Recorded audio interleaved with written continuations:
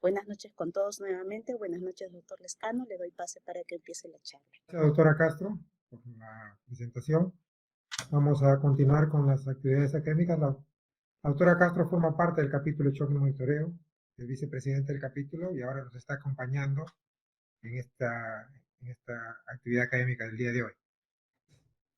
Muy bien, vamos a hablar sobre lo que es gasometría sanguínea y trastornos ácido-base. Vamos a hacer un resumen de la primera mitad de un curso completo de 20 clases de gasometría sanguínea y trastornos ácido-base. Vamos a hacer lo más práctico posible, vamos a dar algunos conceptos puntuales. Primero vamos a ver cuáles son las indicaciones para la toma de gasometría sanguínea, ¿no? De aquí debemos de diferenciar para qué pedimos gasometría arterial o análisis de gases arteriales y para qué pedimos análisis de gases venoso central.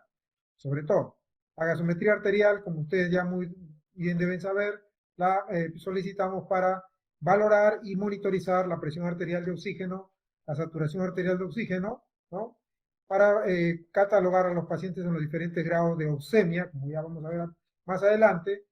Esto es en evaluación de la función respiratoria u oxigenatoria. Pero también pedimos para evaluar la función ventilatoria, ¿no? Evaluar de manera directa la ventilación alveolar mediante la evaluación de la presión arterial de anhídrido carbónico y cómo ésta se relaciona con el pH sanguíneo. Vamos a ver también el concepto de hipo e hiperventilación en realidad correctamente usado se relaciona a la presión arterial de CO2. Yo hablo de hiperventilación cuando tengo un PCO2 que está por debajo del valor normal, ya vamos a ver a qué nos referimos, y hablo de hipoventilación cuando tengo un PCO2 que está por debajo del valor normal, por encima del valor normal. Hiperventilación, sinónimo de hipocapnia, hipoventilación, sinónimo de hipercapnia, y tiene, como vuelvo a insistir, mucho que ver con la ventilación a nivel alveolar. Y también pido la gasometría arterial para interpretar y detectar los trastornos ácido-base en un determinado paciente en general y paciente crítico también en particular. Le agradecería, hay un audio por ahí encendido, si lo pueden apagar. Muchísimas gracias. ¿Y para qué solicitamos el análisis de gasometría venosa en intensivos? Podíamos tomar gasometría venosa mixta a través de un catéter de arteria pulmonar, pero lo que más frecuentemente se toma es gasometría venosa central. Toma de una muestra de sangre de un catéter venoso central ubicado en la vena cava superior esencialmente, y lo hacemos para evaluar, ¿no?, de manera indirecta cómo está la relación entre la entrega y consumo de oxígeno, para evaluar también conjuntamente con la saturación arterial de oxígeno, cómo está la tasa de extracción de oxígeno, cómo está extrayendo oxígeno cada una de las, o mejor dicho, todas las células de la economía, ver la diferencia arteriovenosa de oxígeno, cuánto está quedando de oxígeno en los tejidos, y también, como vamos a ver de manera resumida más adelante, me ayuda como complemento en la evaluación hemodinámica del paciente que se encuentra en shock. Pero también yo puedo evaluar la presión venosa de CO2, que me va a permitir determinar el gradiente, gap o delta o diferencia venoso central arterial de CO2, también en el contexto del paciente en shock, como vamos a ver más adelante. Entonces, para ello yo pido gasometría arterial y venosa central. Es muy importante entender que para poder interpretar unos resultados de gasometría sanguínea, tengo que tener la certeza de que estoy viendo lo que está pasando en mi paciente y no errores en la toma, procesamiento de la muestra.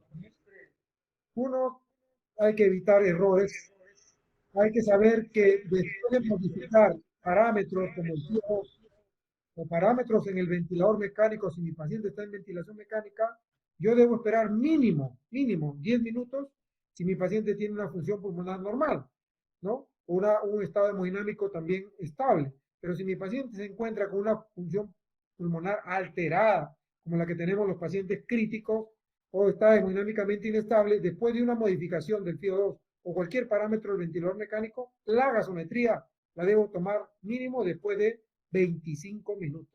después de 25 minutos. Hay que tener mucho cuidado en no confundir la gasometría arterial con una gasometría venosa periférica.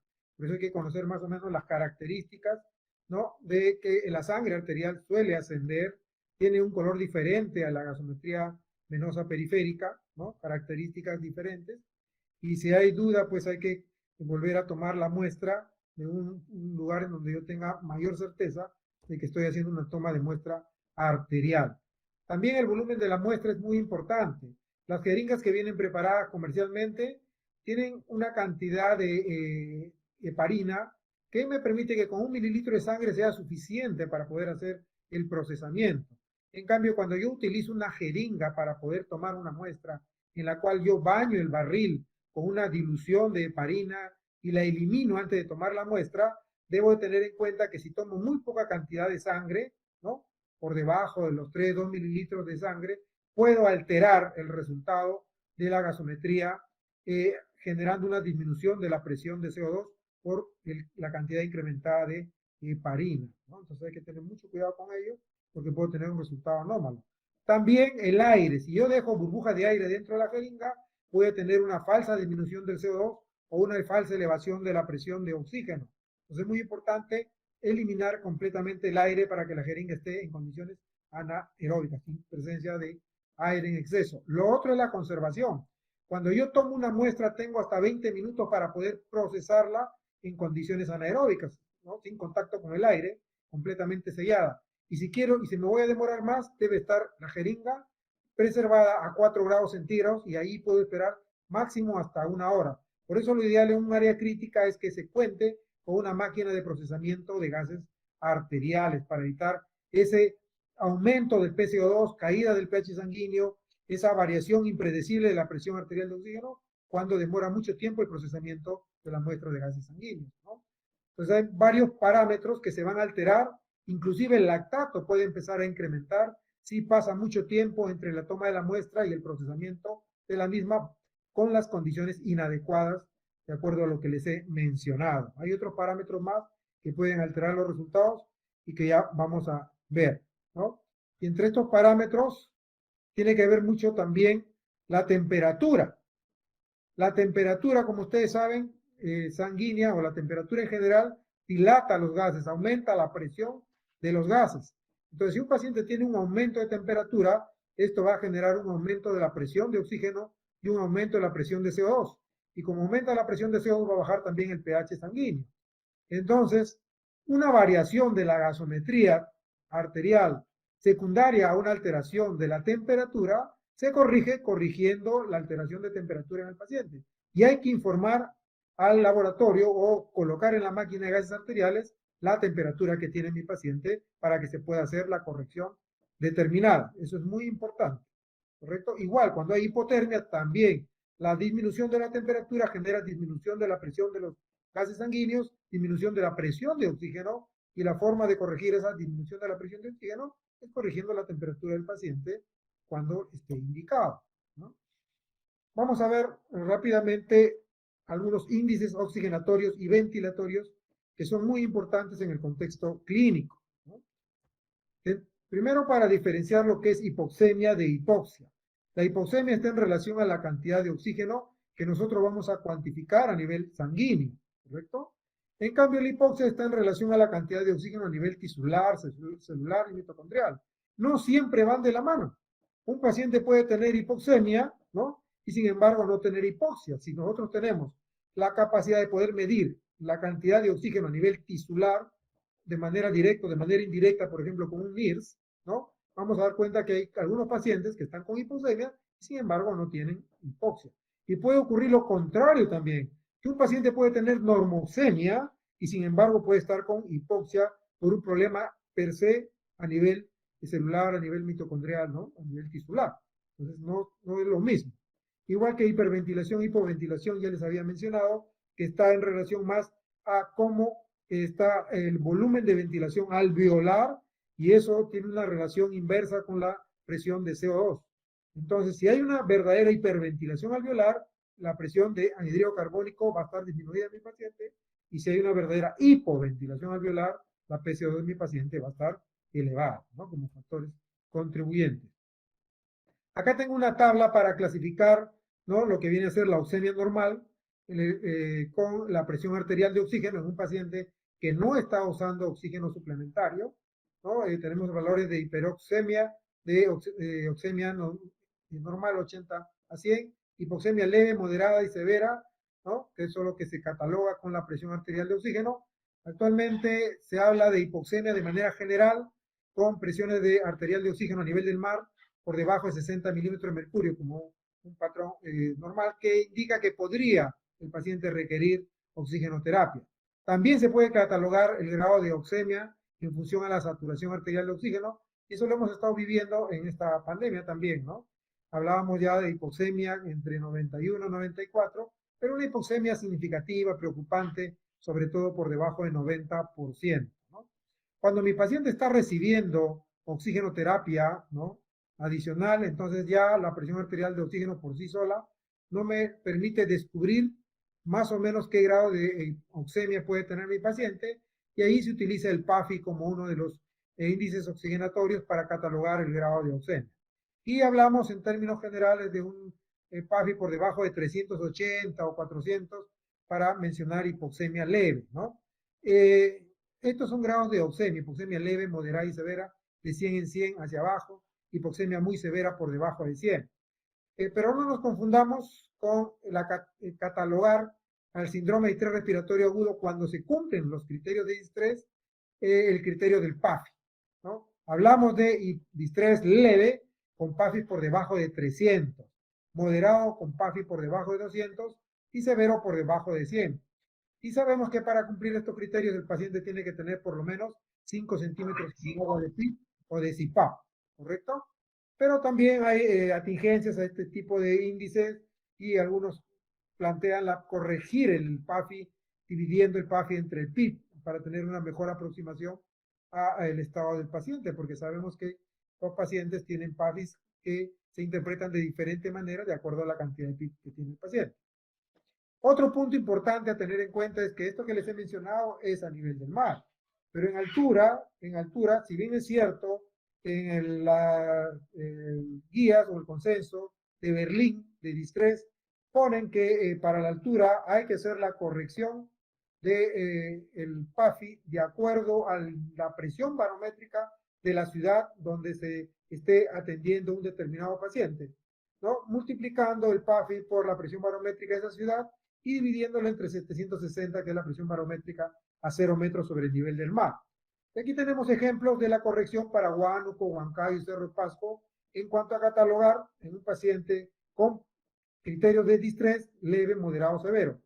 Pero también ustedes hay que tener en cuenta que hay estudios en donde han comparado esta corrección que se hace del PAFI con los valores tomados en los pacientes en cada una de estas ciudades, y no siempre el PAFI considerado normal para estas ciudades se correlaciona con aquel que se obtiene utilizando este parámetro de corrección. Por lo tanto, es muy importante conocer los valores en cada lugar y tratar de establecer puntos de corte para ver la severidad del paciente en distrés en altitud.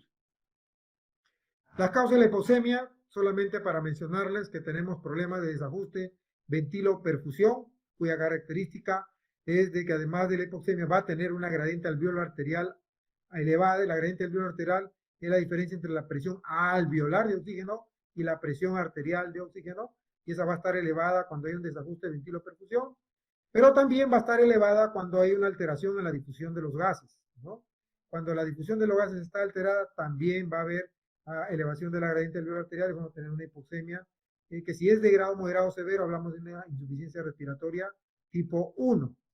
En el desajuste ventilo-perfusión ya sabemos que podemos tener shunt, en donde hay circulación pero no hay ventilación, y en el otro extremo podemos tener espacio muerto, en donde hay ventilación pero no hay circulación, ¿no? Entonces, en el distrés, por ejemplo, tenemos shunt, pero también si hay microtrombosis, como se encuentra en pacientes con COVID, podemos tener también problemas de espacio muerto en algunas zonas, ¿no? La hipoventilación alveolar es aquella en donde la gradiente alveolar arterial está normal porque no hay problema aquí en la barrera alveolo-capilar, El problema está en que no llega una cantidad adecuada de oxígeno al alveolo porque se está generando una hipoventilación en el paciente, una hipoventilación que puede ser central o puede ser periférica. Y la otra disminución de oxígeno es por la poca presión de oxígeno, como ocurre en altitud, ¿no? La baja presión de oxígeno en altitud genera también una disminución de la presión arterial de oxígeno. Aquí la gradiente alveolo arterial también está normal. Es más, a mayor altitud, menor gradiente alveolo arterial con respecto a nivel del mar. La gradiente alveolo arterial, es la que les había mencionado, es la diferencia entre la presión alveolar de oxígeno y la presión arterial de oxígeno.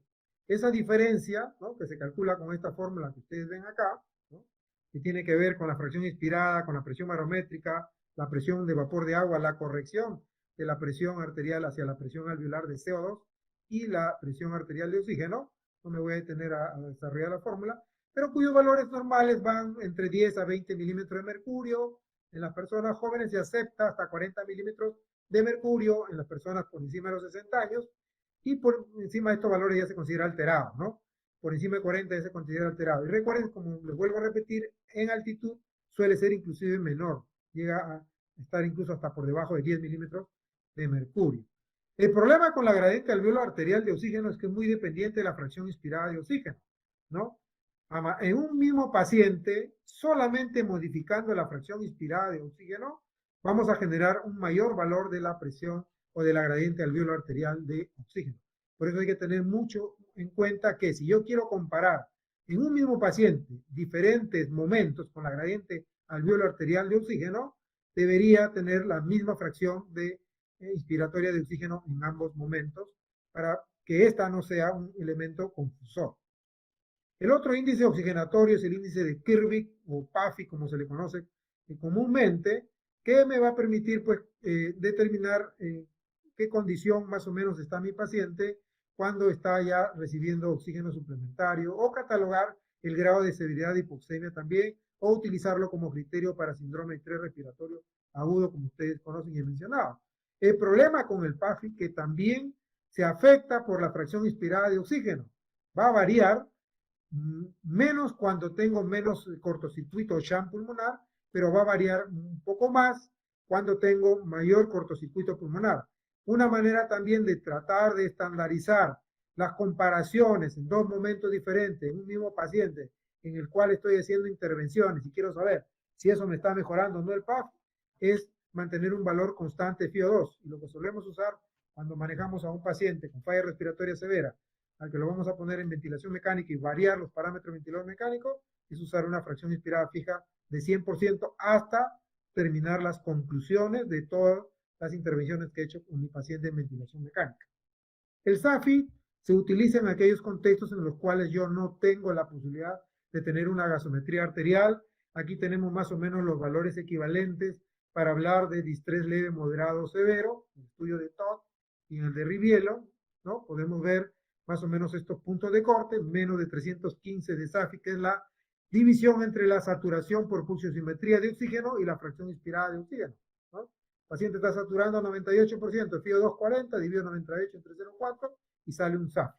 Y estos son los puntos de corte, 315, 235 y 150, que se comparan más o menos para leve, moderado y severo, ¿no? Me puede apoyar también. Otro índice o cociente que es muy importante, ¿no?, y que está en los resultados de los gases arteriales, es el cociente arterio-alveolar. Y que la forma de calcularla también es simple, es dividir la presión arterial de oxígeno entre la presión alveolar de oxígeno. La presión alveolar de oxígeno la hemos calculado cuando queremos hacer la gradiente alveolar arterial. Yo divido ambos, ¿no? Y esto es constante, independiente de la cantidad de fracción inspirada de oxígeno. Por eso muchas veces cuando estamos frente al paciente, si uno quiere comparar dos momentos diferentes, con diferente fracción inspirada de oxígeno, si mi paciente se ha mejorado o ha deteriorado, una manera aproximada de hacerlo sin afectarse mucho por la FiO2 es con este cociente arterio-alveolar, ¿no?, cuyos rangos normales están por encima de 0,8, como ustedes pueden ver acá, y obviamente hacia abajo significa que va deteriorándose la condición clínica gasométrica de mi paciente. El shunt Es otro índice oxigenatorio que me permite tener una idea de cómo está mi paciente.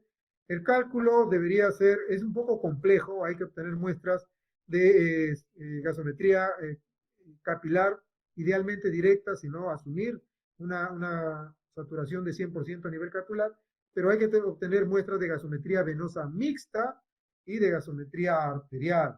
Entonces es un poco más complejo. Una fórmula aproximada es esta fórmula, ¿no?, publicada en este estudio por Gómez, en donde estiman el shunt, ¿no?, fracción de shunt, con la diferencia de 1 menos la saturación arterial de oxígeno, en el denominador la saturación venosa mixta de oxígeno, y a esto se le suma este factor de corrección con el CO2. Con esto se tiene un aproximado del shunt intrapulmonar, se compara con el cálculo exacto del shunt, y hay una diferencia más o menos de 3 a 5% entre este valor que sobreestima al valor real del shunt, pero me sirve en la práctica clínica. Ya sabemos que a mayor shunt, sobre todo por encima de 40%, probablemente ya los incrementos de la fracción inspirada de oxígeno no me van a corregir ya la hipoxemia, y aquí es donde tengo que utilizar otras estrategias, ¿no?, como la ventilación mecánica y las estrategias dentro de la ventilación mecánica para tratar de mejorar la oxigenación de mi paciente. El otro índice que me permite también aproximarme a la condición de mi paciente es el índice oxigenatorio. El índice oxigenatorio, en términos prácticos, es la presión media de vía aérea por 100 dividido entre el PAFI, ¿no? Eso es en términos prácticos. La presión media de la vía aérea la ven en el ventilador mecánico, ahí figura la presión media de la vía aérea, ¿no?, y lo multiplican por 100 y lo dividen entre el PAFI. Este se da el índice oxigenatorio. Y esto también ha sido usado para catalogar la severidad y el pronóstico en el paciente con falla respiratoria, ¿no? Entonces, utilizando la combinación de estos índices que les he mencionado hasta ahora, sabemos que tenemos en el contexto de un paciente con criterio de síndrome respiratorio el leve, con PAFI de 200 a 300, o con índice oxigenatorio menor de 10, y el severo, un PAFI con menor de 100, o un índice oxigenatorio por encima de 25, ¿no? Incluso en algunos protocolos se utiliza el índice oxigenatorio también para catalogar qué paciente ya se considera que tiene criterios adicionales para hipoxemia refractaria o criterios para considerar, por ejemplo, ECMO como terapia de rescate en un grupo de pacientes. Y acá tenemos el cociente alveolo arterial que les había mencionado, en donde por encima de 0,22 hablamos de distrés leve y por debajo de 0,1 hablamos ya de distrés severo. Entonces nos permite apoyar ese contexto. Este es un flujograma para más o menos orientar la oxigenoterapia. Solamente de manera práctica mencionarles que no es lo mismo mis objetivos de oxigenoterapia en un paciente que es retenedor de CO2 con aquel que no tiene retención de CO2.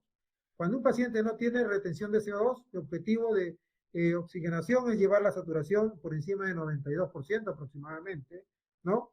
Y en cambio, cuando sí tiene retención de CO2, mi objetivo es llevar la oxigenación aproximadamente por encima del 88%, y acá también la tingencia, que esto, estamos hablando de 0 metros sobre el nivel del mar, hay que hacer las correcciones para la altitud. Y la oxigenoterapia, ¿no?, que se da cuando no hay retención de CO2 es con la oxigenoterapia convencional, con cánula binasal, ventro y reservorio, ¿no? Eventualmente, de acuerdo a la severidad y a la refractariedad a esta oxigenoterapia convencional, utilizar cánula de alto flujo cuando está indicado. Y si mi paciente no logra compensarse, no alcanza estos objetivos de oxigenación, pues tengo que ir muchas veces ya a ventilación no invasiva o ventilación mecánica invasiva, sobre todo cuando también tengo ya falla ventilatoria inminente. Y cuando sí es retenedor de CO2 hay que tener mucho cuidado, darle bajos flujos, flujos constantes de oxígeno a mi paciente. Aquí no está muy recomendado utilizar cánula de alto flujo si la ventilación mecánica no invasiva, y si hay refractariedad a estas intervenciones, este paciente también va a ventilación mecánica invasiva, ¿no? Estas son las técnicas de oxigenoterapia convencional, ¿no?, que se consideran actualmente en términos globales de bajo flujo. Hablamos de alto flujo cuando estamos hablando por encima de los 15, 30 litros por minuto. Y acá vamos a pasar a la parte de índices de ventilación. Y acá me voy a detener en este índice de ventilación que es el ventilatory ratio. ¿Por qué? Porque lo estamos usando con bastante frecuencia en el contexto del paciente COVID-19 crítico, ¿no? Lo hemos traído de la época del distrés. Y este ventilatory ratio me permite evaluar cuán adecuada es la ventilación minuto ¿no? En un paciente que está en ventilación mecánica controlada, sedado, relajado, en una ventilación volumétrica, ¿no? De tal manera que yo puedo saber, ¿no? Si este ventilatory ratio, ¿no? Que refleja, como ya vamos a ver de manera indirecta, el espacio muerto fisiológico, está demasiado elevado o está en rangos aceptables, ¿no? Y lo ideal es tener un ventilatory ratio de 1, y eso en la práctica, en la vida real, prácticamente no existe.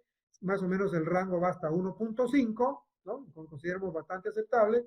En el contexto de distrés, entre 1.5 a 2, es un rango que lo encontramos con bastante frecuencia y que nos permite todavía manejar la ventilación mecánica sin incrementar o sin tener mucho el temor del incremento del espacio muerto fisiológico, pero por encima de 2 ya hay que tener preocupación porque todas mis estrategias de ventilación mecánica probablemente estén incrementando el espacio muerto fisiológico.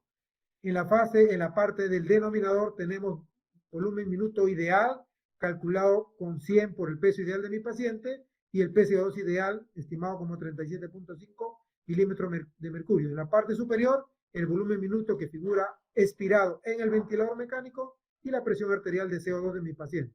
Como les vuelvo a repetir, un valor de alrededor de 1.5, máximo 2, suele estar presente en un paciente con distrés, ¿no?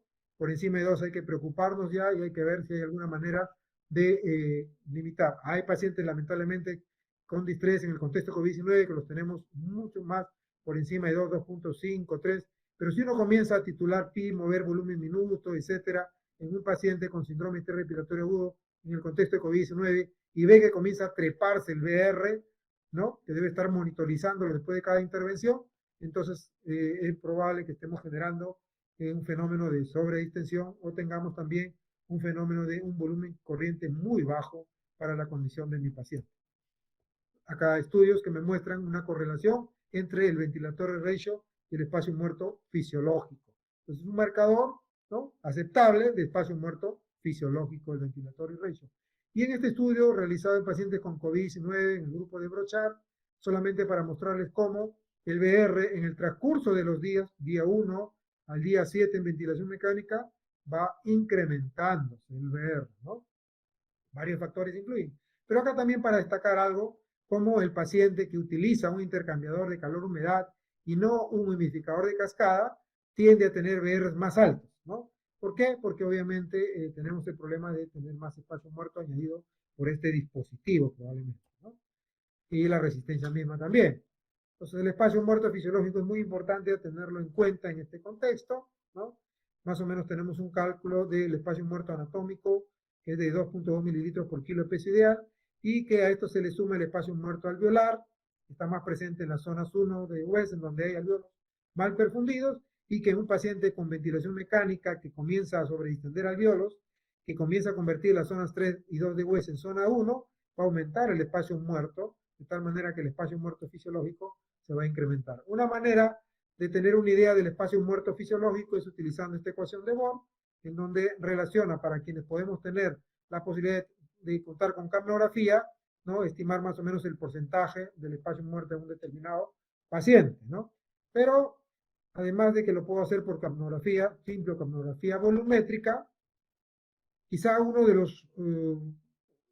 los índices o razones que también me ha servido o me nos sirve en el contexto de evaluar cómo está el espacio muerto en mi paciente es la relación entre el end tidal CO2 y la presión arterial de CO2, ¿no? Y vemos cómo cuando se eleva progresivamente el CO2, alejándose del end tidal de CO2, en donde la razón entre ambos se hace cada vez más pequeña, es decir, se aproxima más a ceros, se aleja de la unidad, se correlaciona con un incremento del espacio muerto.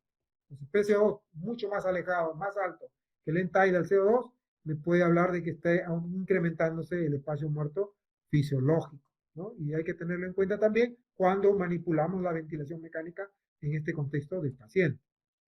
La gasometría también me permite, en este contexto de interpretación gasométrica, ver si mi paciente tiene insuficiencia respiratoria tipo 1, tipo 2 o mixta desde el punto de vista gasométrico, porque también hay otra clasificación fisiopatológica.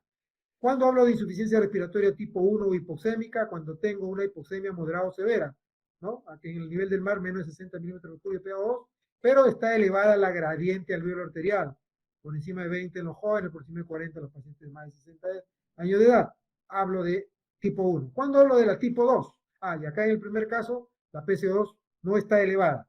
En la tipo 2, la PCO2 sí está elevada y tiene un impacto sobre la disminución del pH sanguíneo. Ahí hablo de la IRA tipo 2. ¿Correcto? La gradiente alveolo arterial en este contexto está normal, no está elevada, la diferencia de la tipo 1.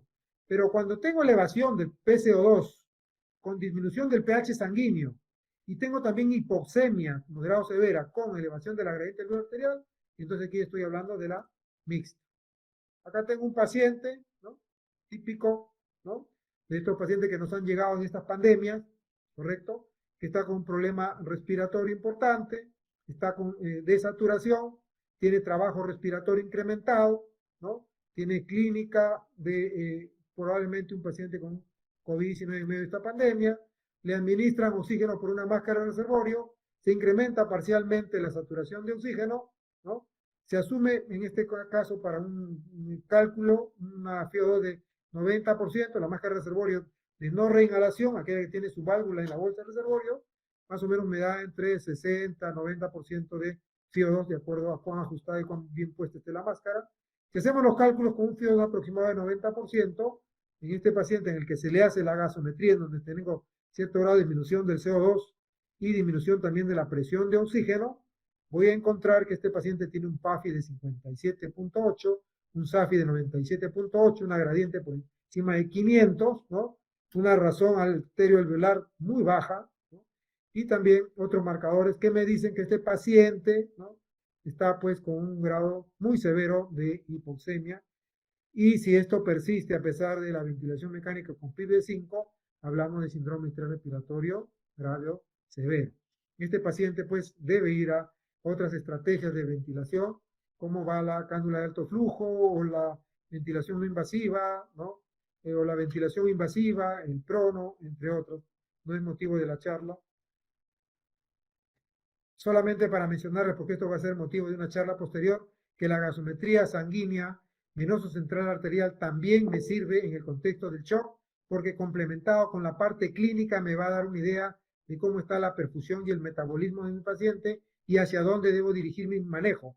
Si lo hago incrementando vasopresores para mejorar la presión arterial media conjuntamente con fluidos, o si lo hago incrementando el flujo sanguíneo de mi paciente en función a cómo está la diferencia venoso central arterial de CO2. Si está por encima de 6 milímetros de mercurio, debo incrementar flujo sanguíneo. Si está por debajo, mi preocupación va más por incrementar la presión arterial media, si es que está todavía por debajo de lo adecuado. Entonces, la integración clínica y gasométrica es la que me va a dar una idea en el contexto de shock de cómo puedo manejar a mi paciente.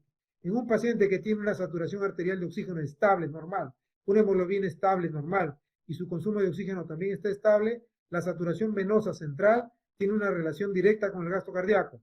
Saturación venosa central elevada, por encima del 70%, gasto cardíaco elevado probablemente. Saturación venosa central baja, por debajo del 60%, gasto cardíaco bajo probablemente. Pues también me ayuda en ese contexto. Es una tabla de interpretación, la vamos a pasar, y un flujograma de interpretación con saturación venosa central y diferencial venoso central arterial de CO2, que lo van a revisar en una charla posterior específica para este tema.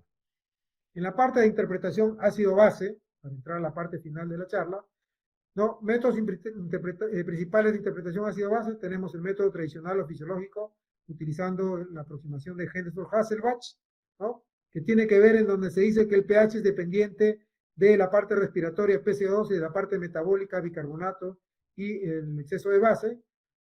Tenemos el otro método que es el físico-químico de Stewart, donde dicen que no, que el pH sanguíneo es dependiente, sí, del PCO2, la parte respiratoria, pero la parte metabólica no es dependiente del bicarbonato, que el bicarbonato, así como el pH, son variables que son dependientes de estas otras, y las variables de las cuales dependen tanto el pH como el bicarbonato son la diferencia de iones fuertes, la concentración de ácidos débiles no volátiles, como ya vamos a ver. Hay el método también del déficit de base Ziegler-Andersen, ¿no? En un flujograma, en un nomograma, mejor dicho, yo puedo tratar de ubicar los valores de mi paciente de exceso de base, de presión de CO2, de pH, para más o menos tener estas conclusiones de interpretación ácido-base. Pero también tenemos el método tradicional modificado de 6 pasos que es el que utilizamos con bastante frecuencia para tener una interpretación ácido-base completa, ¿no? Y el primer paso está por determinar el nivel de pH de mi paciente, ¿no? El término correcto cuando uno evalúa pH es el término EMIA. Por eso que si el pH está bajo, hablamos de acidemia. Los rangos van a depender, pues, de la condición de mi paciente, ¿no? Si está a nivel del mar o si está en altitud. Aunque en altitud la variación del pH no es muy marcada, pero hay que conocer los valores exactos para cada nivel de altitud. Por debajo del rango, acidemia; por encima del rango, alcalemia, ¿correcto? Los grados de severidad, si bien es cierto, pueden tener ciertos puntos de corte, en realidad la parte clínica, las manifestaciones clínicas y los efectos secundarios son los que marcan la severidad de mi paciente. El segundo paso, ¿no?, es el que me permite determinar si mi paciente tiene un trastorno metabólico o respiratorio como causa de la disminución o del incremento del pH. Recuerden la ecuación de Henderson-Hachevas, acá es fácil determinar que cuando se eleva el bicarbonato, el pH se va a elevar, o cuando cae el bicarbonato, el pH va a caer. Lo contrario sucede con el CO2. Entonces, ¿cuándo yo voy a determinar que un paciente tiene una acidemia por una acidosis metabólica? Cuando el pH y el bicarbonato han caído. ¿Y cuando tiene una alcalemia por alcalosis metabólica? Cuando ambos se han incrementado. Y sucede lo contrario con el CO2. Cuando mi paciente tiene una acidemia por acidosis respiratoria, cuando el pH ha caído y el PCO2 se ha incrementado, y cuando tiene una alcalemia por alcalosis respiratoria, cuando el pH se ha elevado y el PCO2 ha caído, ¿no? Ese es en el segundo paso.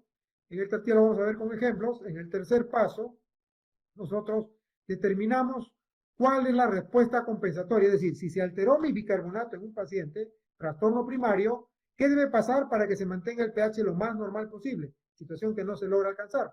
Pero la respuesta es que el otro componente se mueva en el mismo sentido que el trastorno primario. Y para eso hay fórmulas que me permiten saber cuánto es el PCO2, por ejemplo, que debe tener mi paciente cuando hace un trastorno metabólico, o cuándo es el bicarbonato que debe tener mi paciente cuando hace un trastorno respiratorio. ¿Bien? Tercer paso. En el cuarto paso, ¿no?, cuando mi paciente está por fuera del rango esperado como respuesta compensatoria, tiene otro trastorno adicional. Ya vamos a ver en la parte práctica. El cuarto paso es ver si mi paciente tiene una acidosis metabólica anion gap elevado o anion gap normal. Recordemos que las acidosis metabólicas anion gap elevados tienen que ver con falla renal, con cetoacidosis diabética, con cetosis alcohólica, cetosis por inanición, con intoxicación por fármacos, aspirina, paracetamol, intoxicación por alcoholes, como el alcohol etílico en sí, el alcohol metílico, ¿no?, el propilenglicol, el etilenglicol, etcétera. Tiene que ver con elevación del lactato, ¿no?, en las diferentes causas de elevación del lactato, por hipoperfusión o por otros trastornos que me elevan también el lactato, como ustedes saben. En cambio, la acidosis metabólica no anion gap o anion gap normal tiene que ver más con hipercloremia iatrogénica, o tiene que ver con pérdida de bicarbonato por vía digestiva, diarreas, pérdida de bicarbonato o fístulas, o tiene que ver más con acidosis tubulares renales. Entonces es diferente el contexto. El quinto paso es para determinar, ¿no?, si mi paciente tiene o no otro trastorno metabólico asociado a una acidosis metabólica anion gap elevado. Esto lo vamos a ver de manera práctica, pero el quinto paso es el concepto del bicarbonato corregido. Corregir el bicarbonato para saber cómo estaba el bicarbonato antes de que se produzca una acidosis metabólica anion gap elevado. Y el sexto paso es un paso que se aplica cuando el pH está normal, ¿no? Y cuando el pH está normal, si el bicarbonato está bajo, ¿no?, y obviamente que para que esté normal el pH, el PCO2 tiene que estar bajo. Y aquí estamos detectando acidosis metabólica con alcalosis respiratoria. El predominante va a depender del buffer excess. Si el buffer excess está dentro de más o menos 4, lo predominante es el respiratorio. En cambio, si está por fuera de más o menos 4, lo predominante es metabólico, ¿no? Y lo mismo para acidosis como para alcalosis. Entonces, pH normal no me garantiza que esté normal. Y pH normal, bicarbonato normal y PCO2 normal tampoco me garantiza que el estado ácido base sea normal. Tengo que evaluar cómo esté el anion gap, que ya vamos a ver. El anion gap corregido por encima de 20 me habla de que hay una acidosis metabólica, anion gap elevado, más alcalosis metabólica. Acá tengo una paciente de 55 años, ¿no?, que está con estas características clínicas y estos valores de gasometría sanguínea. Vamos a interpretar su gasometría sanguínea, el PAFI de la paciente, 85 entre 0,5, que es el FIO2 que está recibiendo por máscara Venturi, me da 170, y eso se corresponde a una hipoxemia severa, ¿no? No estamos hablando de distrés, porque si esta paciente tuviera un distrés con PIB de 5, sería un distrés moderado. Pero acá está con PO2 de 85 milímetros con el Venturi, quiere decir que está corregido. Se ve que el paciente tiene una hipoxemia moderada severa, ¿no? Gradiente elevada, por lo tanto tiene una ira tipo 1. En la parte ácido base, primer paso, la paciente tiene un pH 7.29, bajo, por lo tanto tiene una acidemia. Segundo paso, ¿quién está bajo? ¿El bicarbonato? Sí, el bicarbonato está bajo, y no solamente eso, el buffer excess está francamente negativo. Por lo tanto, eso es acidosis metabólica como causa de la acidemia en el segundo paso. En el tercer paso es calcular la respuesta compensatoria. ¿Cuánto de PCO2 le corresponde a este bicarbonato? Y se utiliza la fórmula, ¿no?, de Winter, que está acá.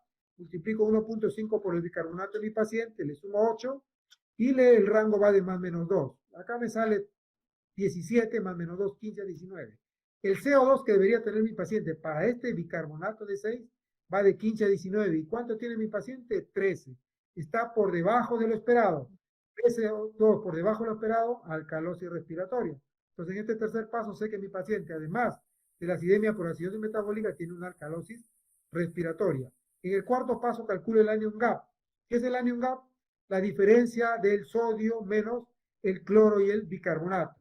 Mi paciente tiene 125 de sodio, tiene 100 de cloro y 6 de bicarbonato. Resto y me sale un anion gap de 19. Lo corrijo para la albúmina, que es la albúmina ideal de 4 menos 2 que tiene mi paciente, y lo multiplico por 2.5, sumo 19 y me da 24. Solamente para que sepan la secuencia. Este es un anion gap elevado. Por lo tanto, tengo una acidosis metabólica anion gap elevada en este contexto de la paciente. Y quiero saber cuánto de bicarbonato tenía mi paciente antes de esta acidosis metabólica anion gap elevado. Muy bien. ¿Cuánto es el delta de anion gap? Tiene anion gap 24. El anion gap normal es 12. Tiene 12 de incremento de anion gap. Ese 12 le sumo al bicarbonato de mi paciente, que es 6. 12 más 6, 18 de bicarbonato. Y ese bicarbonato está por debajo del rango normal de bicarbonato. Por lo tanto, estoy detectando también una acidosis metabólica no anion gap. Quiere decir que este paciente tiene, por ejemplo, un paciente que puede haber tenido una diarrea perdedora de bicarbonato que no se ha logrado corregir, que no se ha corregido la causa, y este paciente entra en descompensación, que puede hacer shock o puede ser falla renal, y termina haciendo también una acidosis metabólica anion gap elevada. Sexto paso no se aplica en esta paciente. Acá tengo otro paciente, varón de 65 años con EPOC, está también con sus resultados de gasometría sanguínea. Calculamos el PAFI, 50 de PaO2, entre el FIO2 35% en Venturi, me sale 143, hipoxemia severa, ¿no? El PO2 está en 50 milímetros de mercurio, quiere decir que no está corregida la hipoxemia en este contexto del paciente, pero hay que saber también en el contexto de EPOC cuál va a ser mi objetivo. Ya dijimos que una saturación de 88% podría ser para un paciente que es hipoxémico crónico. Este paciente no tiene insuficiencia respiratoria tipo 2, a pesar de ser EPOC, porque su PCO2 está en 20 milímetros de mercurio, no se ha elevado, al contrario, está bajo, ¿no? Y su pH sanguíneo, es cierto, está bajo, no es por esta causa, como vamos a ver. En la parte de la ácido base, mi paciente tiene una acidemia, ¿no? ¿Y cuál es la causa de la acidemia? Veamos, el bicarbonato está en 4, está disminuido, está igual que el pH. Por lo tanto, es una acidemia metabólica y lo puedo corroborar con el buffer excess. Francamente negativo, menos 25 de buffer excess, una acidemia metabólica severa en este contexto del paciente. Y lo que yo puedo ver en el tercer paso es cuánto le corresponde a 4 de bicarbonato como PCO2 esperado. Utilizo la fórmula de Winter, 1.5 por 4 más 8 más menos 2, y me sale de 8 a 12, ¿no?, como PCO2 esperado. ¿Cuánto tiene mi paciente? 20. Por encima del rango esperado. Y PCO2 por encima del rango esperado. Acidosis respiratoria. Estoy detectando también una acidosis respiratoria. Quiere decir que este paciente tiene dos problemas que le generan una acidemia severa. Una acidosis metabólica y una acidosis respiratoria. Y cuando calculo el anion gap en este paciente, resto el sodio, que me han dado acá, menos el cloro y el bicarbonato, y lo corrijo para la albúmina, me sale un anion gap corregido de 22, elevado. Entonces este paciente tiene una acidemia por acidosis metabólica anion gap elevado, más acidosis respiratoria. A este paciente que ya tiene evidencia de claudicación respiratoria porque está reteniendo CO2, yo le pongo bicarbonato sin garantizar la ventilación alveolar y voy a terminar con alto riesgo de ocasionarle una parada cardíaca, deteriorando su estado. ¿Cuánto era el bicarbonato en mi paciente antes de tener la acidosis metabólica anion gap? Veamos cuánto es el gap. El delta de anion gap, 22 menos 12, que es el valor normal, me da más o menos 10.5. ¿Cuánto tiene bicarbonato en mi paciente? 4 más 10.5, 14.5. Muy bajo para un bicarbonato normal. Por lo tanto, también tiene la acidosis metabólica no anion gap. Este paciente tiene un trastorno ácido-base triple, acidemia por acidosis metabólica anion gap elevado, anion gap normal y acidosis respiratoria. Mucho cuidado con el manejo, ¿no? Y este último caso clínico es de un paciente varón de 50 años, también es fumador pesado. Acá tengo los resultados de su gasometría. En este momento está con cánula nasal a 3 litros por minuto. Tiene una presión arterial de oxígeno de 50 milímetros de mercurio. Se asume un FiO2 de 32%, pero recuerden que esto no es así necesariamente con cánula binasal, porque depende mucho del patrón respiratorio de mi paciente. Así que esto no es exacto, pero para ejercicio estamos considerando 0.32. Calculo el PAFI, me sale 156, que es una hipoxemia severa, ¿no? La PO2 está baja todavía, hay que ver hasta cuánto lo va a subir, porque este es un paciente también fumador pesado, no sabemos cuál es su estado basal de oxigenación, ¿no? Y calculamos la gradiente alveolar arterial en este paciente, está elevada, ¿no? Y aparte tiene un CO2 que está en 80, está elevado, y el pH sanguíneo está bajo, cumple criterios de 1 y 2. Es una insuficiencia respiratoria aguda mixta en este contexto. Vemos la parte de ácido base, pH 7.25 está bajo.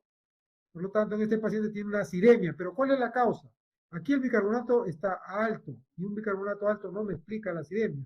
Entonces veamos, el CO2 está elevado, y un PCO2 elevado sí me explica la caída del pH. Por lo tanto, es una acidemia por acidosis respiratoria. Y para una acidemia por acidosis respiratoria, yo puedo calcular cuánto es el bicarbonato esperado para un trastorno agudo y cuánto es el bicarbonato esperado para un trastorno crónico. Aquí tienen ustedes la fórmula, ¿correcto? En este caso, se encuentra que el bicarbonato esperado para un trastorno agudo en este paciente es 28 miliequivalentes por litro. Y para un trastorno crónico es 40 miliequivalentes por litro, ¿correcto? ¿Cuánto tiene mi paciente de bicarbonato? Tiene 34.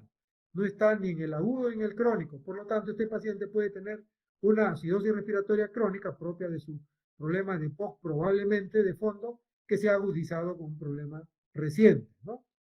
Entonces, es el caso de este paciente que tiene una insuficiencia respiratoria mixta con retención de CO2.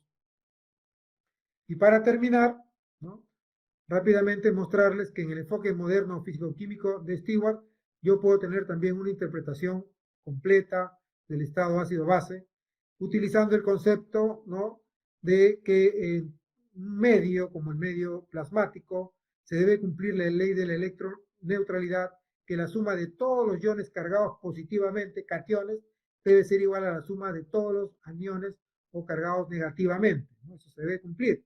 Y esto siempre se debe mantener. Así que cuando disminuye un anión, ¿no?, otro tiene que aumentar, o esa disminución debe ser secundaria al incremento de otro elemento. También la conservación de las masas, que todas estas sustancias van a permanecer más o menos constantes en el medio, ¿no?, y de acción de la masa, que debe haber un equilibrio de disociación entre cada uno de estos elementos.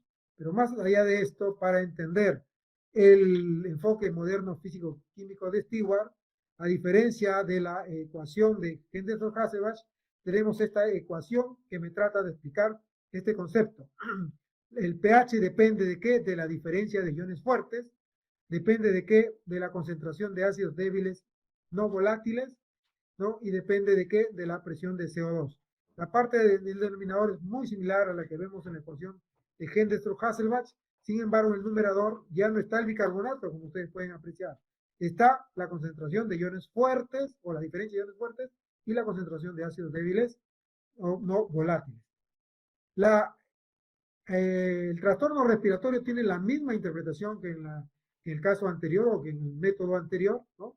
La elevación de PCO2 genera acidosis, la disminución alcalosis, pero acá la diferencia de iones fuertes, ya vamos a ver, tiene que ver con cuando esta diferencia es muy pequeña, acidosis metabólica, ya vamos a ver los rangos, y cuando esta diferencia es muy amplia, tiene que ver con alcalosis metabólica. Y en cuanto a la concentración de ácidos débiles no volátiles, en donde está la albúmina y el fosfato inorgánico como débiles no volátiles.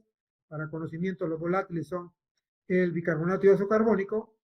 Aquí la elevación de la concentración de ácidos débiles no volátiles está relacionada a acidosis metabólica y su disminución a alcalosis metabólica. Vamos a ver un caso clínico. Acá tengo estos datos, ¿no?, de un paciente. Está la presión arterial, está la parte de ácido base, ¿no? No me voy a detener en la parte de oxigenación-ventilación. Ustedes lo pueden ver después. Tiene posiblemente moderada corregida, una insuficiencia respiratoria tipo 1. La parte de ácido base, ya sabemos, pH tiene una acidemia, ¿no? Y esa acidemia, viendo el bicarbonato y el buffer Excel, que es francamente negativo, es una acidemia por acidosis metabólica. Si calculamos el anion gap en este paciente, ¿no?, la diferencia del sodio menos el cloro y el bicarbonato, me va a salir un anion gap elevado. Entonces, hasta ahí es una acidemia por una acidosis metabólica anion gap elevado. Y si vemos la respuesta compensatoria, como lo hacíamos con el caso anterior, vemos que la respuesta compensatoria coincide con el valor del CO2 del paciente, por lo tanto no hay otro trastorno respiratorio asociado. Pero, ¿por qué tiene mi paciente una acidosis metabólica anion gap elevada? Y aquí es donde el método físico-químico de Stewart me puede orientar o aproximar más al diagnóstico. El lactato, no, porque ya sabemos que su lactato acá está en valores normales o dentro de rangos aceptables. Entonces hay que ver si es porque se incrementaron los ácidos débiles no volátiles, si es porque disminuyó la diferencia de iones fuertes, o, como les voy a explicar un concepto, es porque se ha incrementado el gap de iones fuertes, ¿no? Y eso tiene que ver con el enfoque físico-químico de Stewart. 3 pasos. Paso número 1, la diferencia de iones fuertes. ¿Qué es la diferencia de iones fuertes? La diferencia entre la concentración de todos los cationes, sodio, potasio, más calcio, más magnesio, con la concentración de los aniones fuertes. Y 2 son los aniones fuertes, el cloro y el lactato. Sumo la concentración de todos los cationes fuertes, 141.64, acá están factores de corrección, porque todos se expresan en miliequivalente por litro, y hallo la concentración de aniones fuertes, cloro 100, y lactato ya sé que es 2 por 1 miliequivalente por litro, o sea, 102. La diferencia de ambos me da la diferencia de iones fuertes, que es 39.64. El rango normal es de 38 a 42. Por debajo de 38, acidosis metabólica, método físico-químico de Stewart, por la diferencia de iones fuertes. Por encima de 42, alcalosis metabólica, método físico-químico de Stewart, ¿correcto? Entonces, en este contexto, este paciente está cayendo en rango. No se explica la acidosis metabólica por esta diferencia de iones fuertes. Se explica por la diferencia, por los ácidos débiles no volátiles. Mi paciente tiene 4 de albúmina y yo utilizo esta fórmula para convertir albúmina en miliequivalente por litro. Y aquí está, la albúmina ionizada como miliequivalente por litro con esta fórmula es 10.18. Y también utilizo esta fórmula para convertir el fosfato en miligramos por decilitro a fosfato ionizado en miliequivalente por litro. Y aquí tengo los dos componentes de los ácidos débiles no volátiles. Sumo ambos, ¿no? 10 más 12 y me sale 12.75 como ácidos débiles no volátiles. El rango es de 15 a 75. Está por debajo. Cuando los ácidos débiles no volátiles están disminuidos, la albúmina está baja, el fosfato está bajo, eso más va con alcalosis metabólica. Para que vayan con acidosis metabólica tienen que estar elevados. Y no es el caso de este paciente, y por lo tanto tampoco me explica la acidosis metabólica que he encontrado en este contexto del paciente. Y entonces vamos al paso 3, que es la diferencia, o es el gap de iones fuertes. Y aquí yo tengo también que sumar los ácidos débiles no volátiles más el bicarbonato, ácido débil no volátil más ácido débil volátil, es decir, la suma de los ácidos débiles, que me da la diferencia de iones fuertes efectiva, 22.05. Y esto lo tengo que comparar con el gap de iones fuertes, la diferencia de iones fuertes que ya había encontrado, que era 39.6. La diferencia de ambos me da el gap de iones fuertes, que es 17.59. Miren, el rango normal es hasta 3.2 y está en 17.6, francamente elevado. Por lo tanto, este paciente tiene una acidosis metabólica por una elevación de gap de iones fuertes. ¿Y cuáles son las causas? Pues hay que buscar cetoácidos, ácidos grasos no esterificados, acetato, propionato, butirato, succinatos, piruvatos, metabolitos de medicamentos, drogas, alcoholes, como causas de esta acidosis metabólica en el contexto de este paciente. Todos estos cálculos, obviamente que los he mostrado acá, uno los puede hacer de manera manual, como los he mostrado acá, pero también hay software que permiten hacer de manera automatizada estos cálculos en el enfoque moderno físico-químico de Stewart. Entonces, este paciente tiene una acidosis metabólica de un GAP elevada, ¿no? Que se ha debido a un incremento de aniones no medibles, porque hemos encontrado que está elevado el GAP de iones fuertes. ¿Bien? Y no es por alteración de la diferencia de iones o por los ácidos débiles no volátiles. Muy bien, muchísimas gracias. He hecho un resumen de esto. Vamos a coordinar para más adelante ver la segunda parte de esto que es interpretación y ácido base. Muchas gracias. Quedo a vuestra disposición para las preguntas. Muchas gracias, doctora Castro. Preguntas, por favor, tienen dos opciones, o levantan la mano o lo hacen por el chat.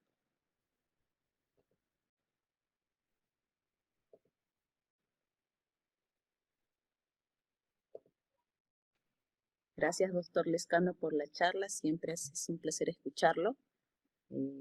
Alberto Díaz.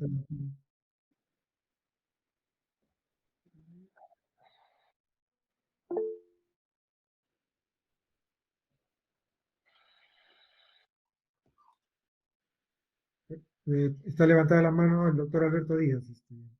Que pregunte, a ver. Sí. Alberto, ¿cómo estás? Buenas noches.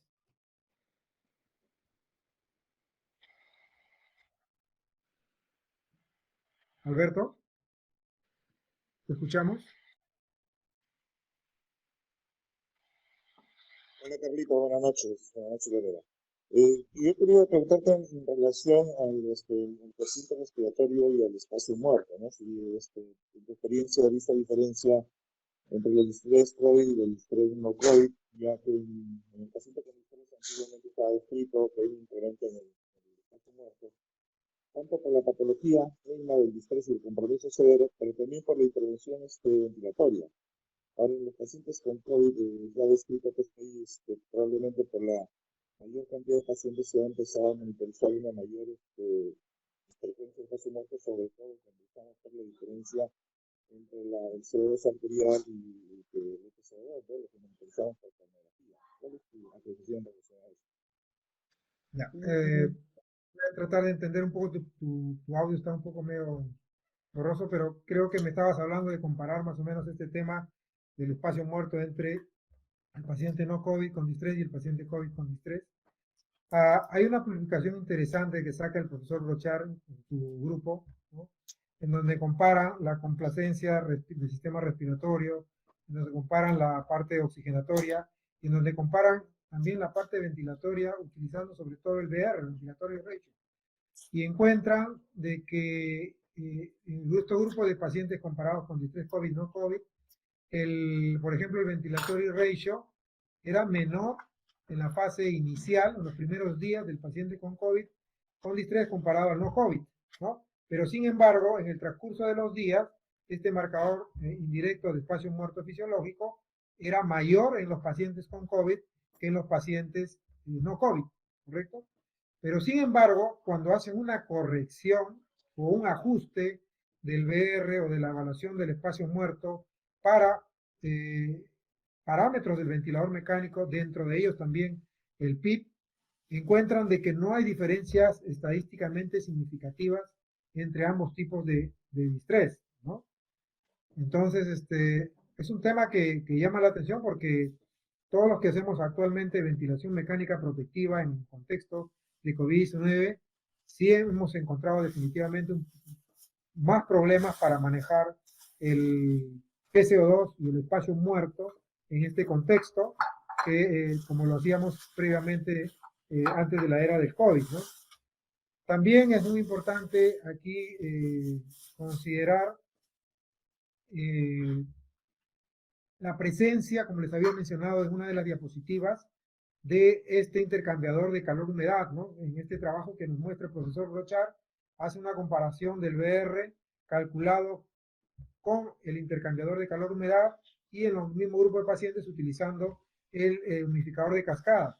Y encuentra cómo también se preserva ese incremento de VR a lo largo de los días entre el primero al séptimo, pero es mayor el VR cuando utilizamos un intercambiador de calor-humedad que un humidificador de cascada, lo que también explicaría pues que me está sirviendo pues para determinar que estoy incrementando el espacio muerto con este intercambiador de calor-humedad.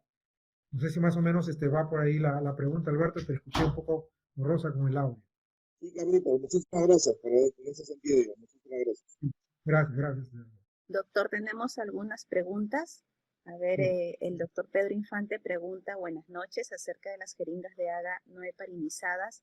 2 a 3 mililitros entonces sería la cantidad recomendada para evitar las alteraciones en la presión arterial de oxígeno. Y no solamente en eso, sobre todo en la presión arterial de CO2, que se disminuye. Cuando hay una proporción de heparina excesiva para la cantidad de sangre, vamos a alterar el PCO2, disminuyéndolo. Por eso que es muy importante entender que yo debo de diluir mi heparina para bañar el barril, ¿no?, de la jeringa y eliminarlo inmediatamente antes de la toma de muestra y por lo menos, sí, 2-3 mililitros de sangre bajo este criterio, ¿no? En la jeringa preparada comercialmente con 1 mililitro es suficiente, no más. No es necesario sacar tanta muestra de sangre arterial. Otra pregunta, doctor. El doctor Ciro Sedano dice, muy buena exposición. ¿Qué medidas recomienda para una alcalosis metabólica? En el contexto de una alcalosis metabólica, primero hay que entender que lo que vamos a manejar, recuerden siempre, en trastornos ácido-base son dos cosas. La etiología, pero por otro lado, si el trastorno ácido-base per se es severo, también tengo que intervenir por sí mismo en el trastorno ácido-base. En este caso, yo preguntaría si esta alcalosis metabólica está dentro del contexto de un pH casi normal, ¿no? Entonces lo que hay que buscar es la causa de la alcalosis metabólica y tratar la alcalosis metabólica. El problema está cuando tengo una alcalosis metabólica severa, ¿no? Allí nosotros no tenemos muchos medios para manejar esta alcalosis metabólica severa como hay en otros lugares, en donde inclusive tienen la posibilidad de usar ácido clorhídrico endovenoso. Eso no lo tenemos nosotros, pero sí la recomendación, ¿cuál es? ¿Cuál es la principal causa de alcalosis metabólica? Una de las principales causas de alcalosis metabólica es la contracción de volumen, es decir, el paciente desarrolla un déficit de volumen intravascular, muchas veces de manera espontánea, pero también a veces nosotros mismos inducimos a ese déficit de volumen intravascular por el uso de diuréticos sin hacer una vigilancia metabólica. A veces, por algún concepto que tenemos de generar un balance negativo, por ejemplo, para tener un pulmón, entre comillas, seco, nos olvidamos de vigilar la parte metabólica y terminamos con una alcalosis metabólica importante. Entonces, si yo tengo una alcalosis metabólica con alcalemia, que ya se va hacia lo severo, entonces hay que tratar de reponer el cloro en mi paciente, el suero fisiológico, ¿no? Y para eso hay que hacer cálculos de más o menos cuánto es el déficit de cloro, o de manera, si el paciente está hemodinámicamente inestable, simplemente pasarle suero fisiológico hasta tratar de establecer una estabilidad hemodinámica y luego hacer un cálculo de déficit de cloro. En otra charla les voy a enseñar a este tipo de cálculos, no nos vamos a detener en este momento, que fue la primera parte de la charla, ¿no? Pero es corregir la causa. Otras causas es los corticoides. Los mineralocorticoides que los usamos en los pacientes me generan alcalosis metabólica también, ¿no? Lo otro es obviamente la iatrogenia, ¿no? Administrar bicarbonato en un paciente que no tiene indicación de bicarbonato, porque apenas se modificó un poquito el pH sanguíneo ya le estamos metiendo bicarbonato al paciente, ¿no? Entonces, no porque baje el pH sanguíneo un poco yo le voy a poner bicarbonato a mi paciente. Yo tengo que tener una acidemia severa, refractaria al tratamiento etiológico para recién pensar que voy a pasarle bicarbonato a mi paciente. Porque si no, cuando se corrija la causa, mi paciente va a terminar en el otro extremo, alcalosis metabólica. Entonces hay que tener mucho cuidado con ello. Otra pregunta, doctor. La doctora Flores pregunta, a través de la gasometría arterial, ¿qué valores serían determinantes, según su experiencia, para valorar falla renal aguda? Sí, la falla renal aguda ocasiona una acidosis metabólica anion gap elevado, aunque inicialmente, en las fases iniciales, podría también comportarse como una acidosis metabólica anion gap no elevado, porque puede haber pérdida de bicarbonato a nivel renal por una acidosis tubular renal. Pero ya cuando está instalada la falla renal aguda, genera una acidosis metabólica anion gap elevado, es decir, el gap, la diferencia entre sodio menos el cloro y carbonato, está por encima de 12 Y si queremos hablar en el método físico-químico de Stewart, este paciente es un paciente que tiene también una acidosis metabólica con un gap de iones fuertes que está elevado, muy por encima de 3.2 miliequivalentes por litro, que es el punto de corte, ¿no? El tener un déficit de base negativo no me garantiza de que sea necesariamente debido a una insuficiencia renal aguda. Entonces, este es por la parte metabólica, de la parte ácido base, que es la pregunta en ese contexto. Obviamente que para falla renal aguda hay otros criterios no gasométricos que hay que tener en cuenta. La doctora Fernández pregunta, muy buenas noches, ¿cómo identifico si esa acidosis es por acidosis respiratoria o metabólica o alcalosis y cuando el pH está normal? Esa parte no quedó muy clara. Perfecto. Si yo tengo un pH normal, primero hay que tener el concepto de que el pH normal no es lo normal, valga la redundancia, como respuesta compensatoria de un sistema sobre otro. Siempre desde que hace varios años, Lorena, mucho antes de que Lorena sea mi residente también, cuando hacía las charlas trataba de cambiar un concepto que había de hablar de acidosis metabólica compensada, no compensada, parcialmente compensada o similar, ¿no? Que era una forma muy ligera de hacer la interpretación ácido-base. ¿Por qué? Porque en realidad un trastorno ácido-base cuando se presenta, el otro sistema no logra normalizar el pH, ¿no? Salvo que estemos hablando pues de pacientes que, o mejor dicho, de personas que están adaptadas a la altura, ¿no? En altitud, o estemos hablando de pacientes con una enfermedad pulmonar crónica de larga data, en donde desarrolla otros mecanismos de adaptación. Pero cuando se presenta un trastorno agudo y el pH está normal, quiere decir que al mínimo 2 trastornos.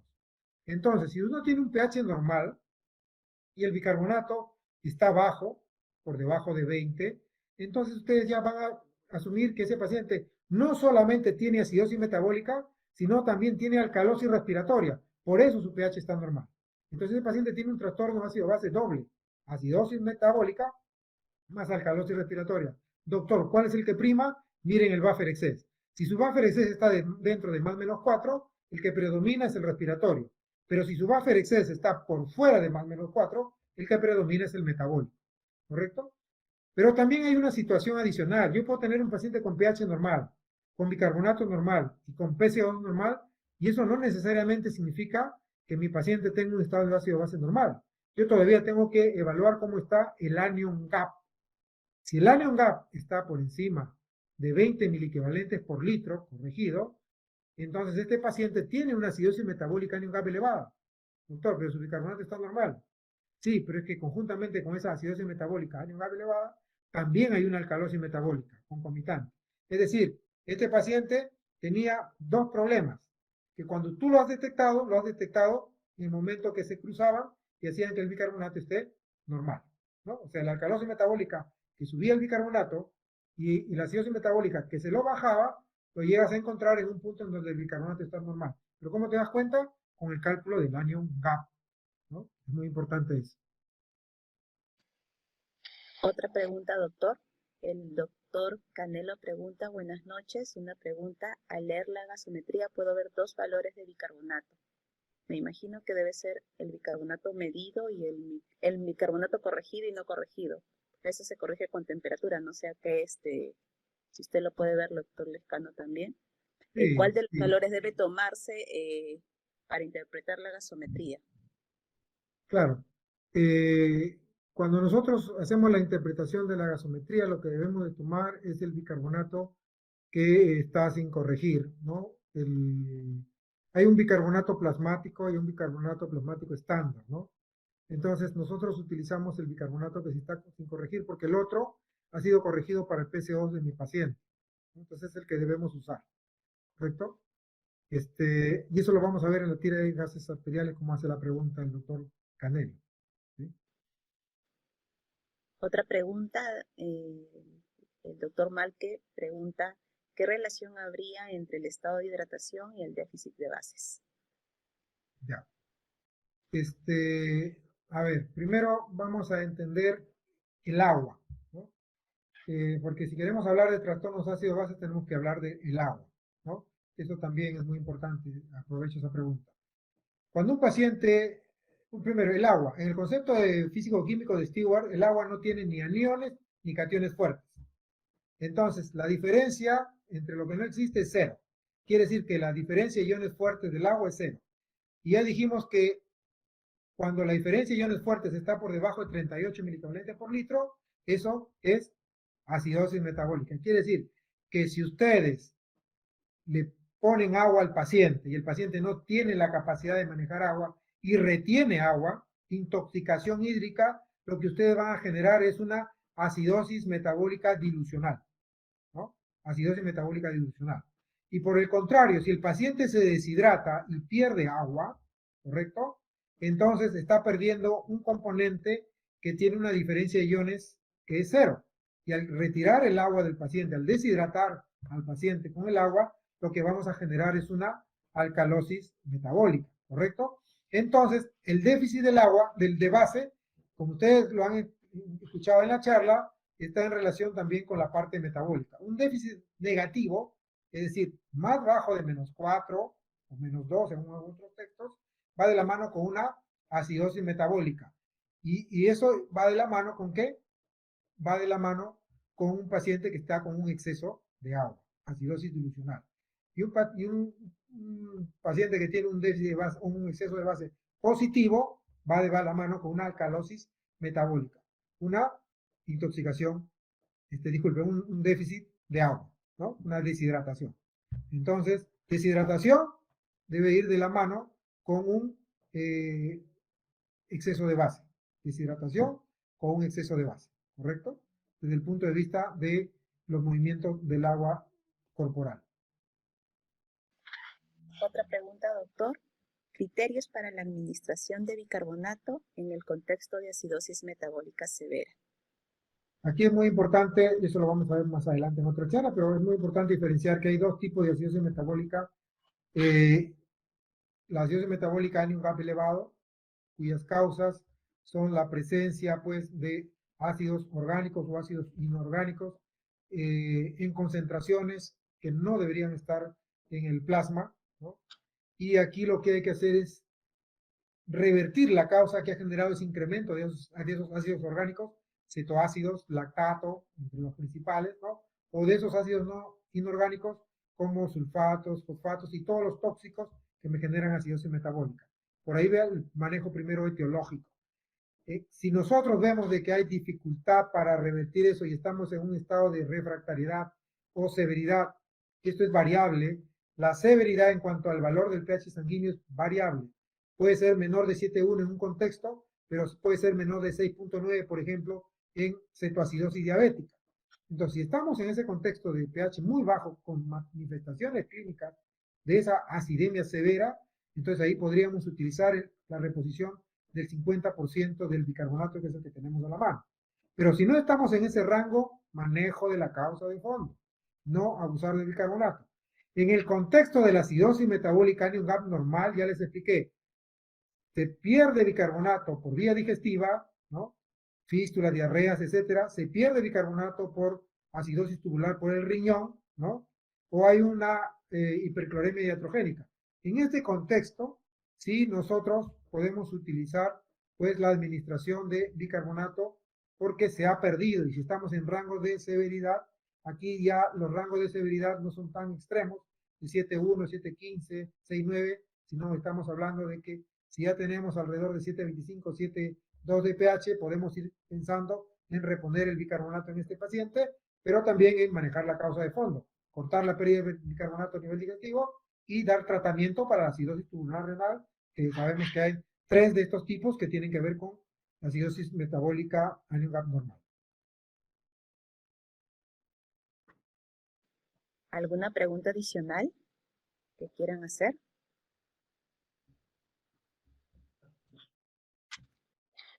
El doctor Belis hace un comentario. No olvidemos que para una correcta interpretación de los resultados de una gasometría arterial hay que tener en cuenta la historia clínica del paciente. En algunos casos, solo el análisis de los números no nos dará el diagnóstico. Perfecto. Muy buen comentario. Sí, excelente. ¿Por qué? Porque cuando uno tiene una muestra de gases arteriales, ¿no? Y uno está parado frente al paciente, tiene que tener una correlación entre lo que está viendo y lo que en el paciente y lo que está viendo en la muestra de gases arteriales.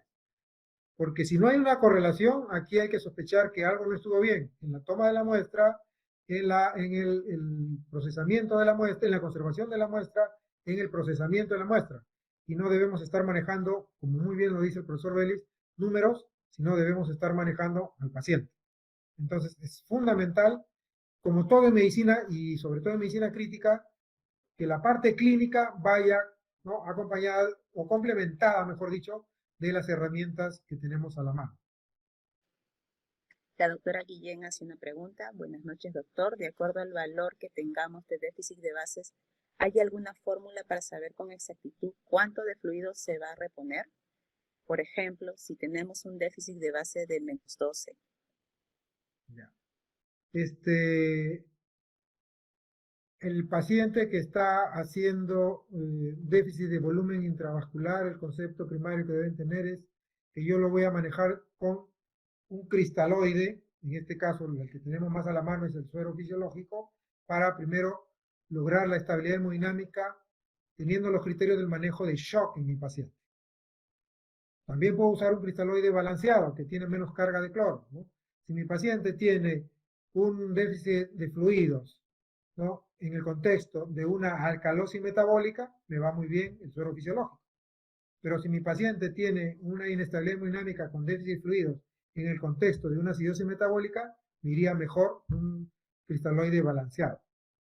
Ahora, aquí vamos a tener que ver mucho en qué contexto nos encontramos. Si estamos en un déficit de volumen con déficit de cloro o no. En este caso, cuando hay un déficit de base de menos de 12, esto está asociado a pacientes que me hacen acidosis metabólicas, que pueden ser hiperclorémicas o no. Entonces, la fórmula no va tanto por ahí, por el déficit de base para la administración de fluidos, sino va más utilizar el déficit de base para calcular la corrección de bicarbonato, ¿correcto? En cuanto a fluidos, lo que hay que hacer es el cálculo en función al déficit de cloro, cuando hay hipocloremia en este contexto. Y ahí la fórmula en donde yo voy a restar el cloro ideal del cloro que tiene mi paciente, multiplicado por el agua corporal de mi paciente, para saber cuánto es el déficit de cloro que tiene y saber cómo ese déficit de cloro lo voy a corregir, ya sea con suero fisiológico, en el contexto de un déficit de volumen intravascular, o ya sea con suero hipertónico en otro tipo de contextos, ¿no? Entonces más va por ahí el uso de ese tipo de cálculos. El doctor Vélez hace un comentario. En pacientes con disturbios respiratorios crónicos, a veces es indispensable tener agas previos cuando el paciente está compensado para poder hacer un adecuado diagnóstico. Cuando uno está, sí, excelente, cuando uno está con un paciente que tiene un problema de una acidosis respiratoria, por ejemplo, ¿no? Entonces uno sabe que si uno calcula más o menos el bicarbonato de mi paciente o evalúa el déficit de base y encuentra que ese bicarbonato en mi paciente está entre el rango agudo y crónico de un paciente con acidosis respiratoria, ¿no?, o el déficit de base está prácticamente dentro de rangos normales o está ligeramente incrementado, entonces uno comienza a pensar si mi paciente tiene un problema agudo o tiene un problema crónico de acidosis respiratoria. Entonces aquí hay varias posibilidades. Como dice el doctor Vélez, yo puedo tener a un paciente con acidosis respiratoria crónica, con pH que estaba más o menos casi normal para él, reteniendo CO2, y a eso se le añade un problema respiratorio agudo y termina generando adicionalmente una acidosis respiratoria aguda sobre la crónica. La clínica te lo dice. Pero también yo puedo tener a un paciente con retenedor de CO2 con pH más o menos acercándose al rango normal, porque ya está acostumbrado a esto, y este paciente me desarrolla un estado de shock o una insuficiencia renal aguda o una cetoacidosis diabética, etcétera. Es decir, se le añade una acidosis metabólica. Entonces, este paciente yo voy a tener que se cae el pH sanguíneo, ¿no? Y voy a tener de que aparentemente me da la apariencia de que me está haciendo una acidosis respiratoria aguda. Y no es así. Lo que tiene es una acidosis respiratoria crónica más una acidosis metabólica que se acaba de instalar. Entonces, lo que dice el doctor Willis es muy importante.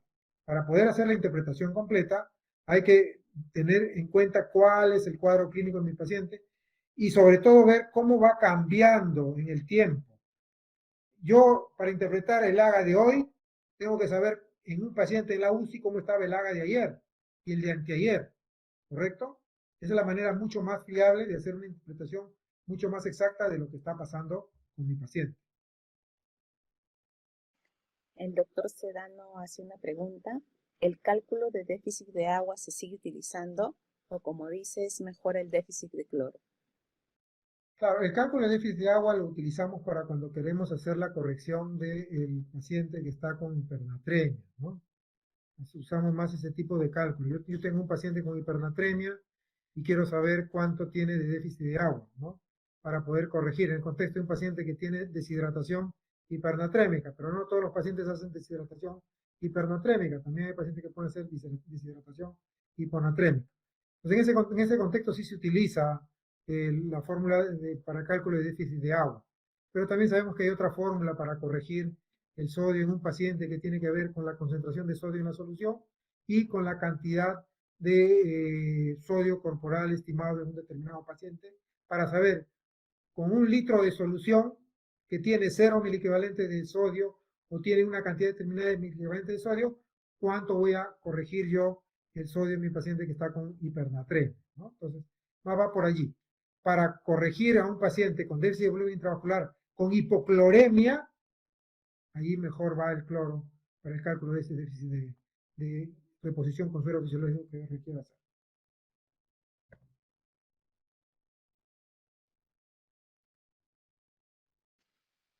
Tenemos otra pregunta. ¿Qué opina en la interpretación de ácido-base sobre la teoría Henderson-Hasselbalch versus la teoría de Stewart? Muy bien.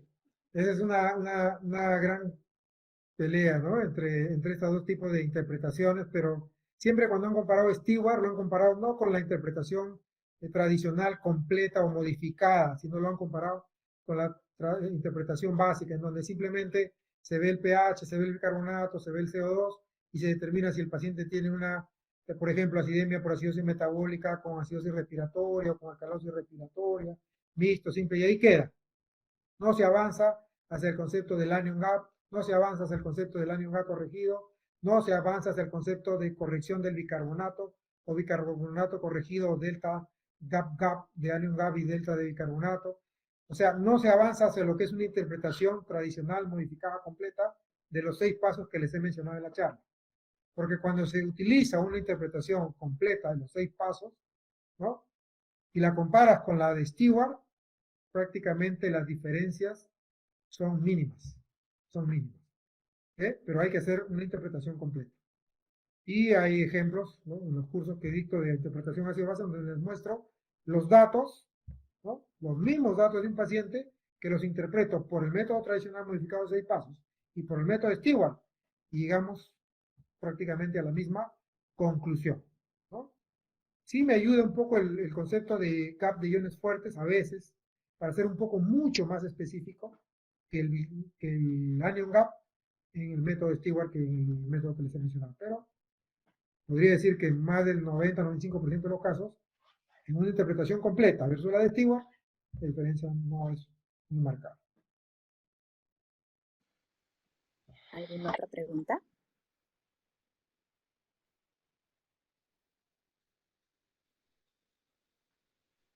Antes era engorroso hacer el método de Stewart porque tenías que tener pues concentración de albúmina, concentración de fosfato, ¿no?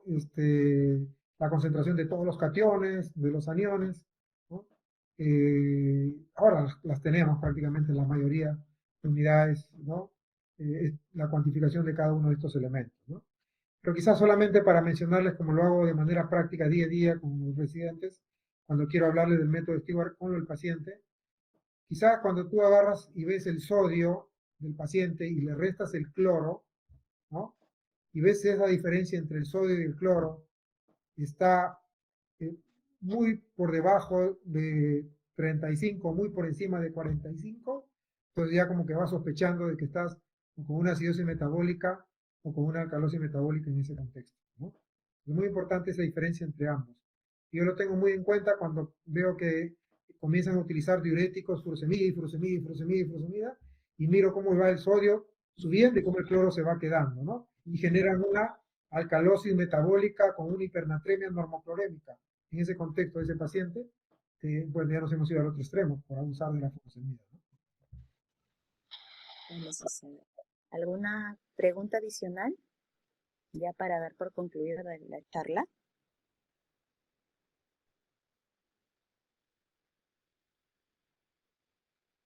Muchas gracias, doctor Lescano. Ha sido un verdadero placer, en verdad, escucharlo nuevamente en lo que es gasometría arterial. Y bueno, ya más adelante se volverá a encontrarnos por este medio. Muchas gracias con todos. Muchas gracias, doctora Castro, por la conducción. Y bueno, nos vemos en una próxima reunión. Buenas noches con todos. Buenas noches.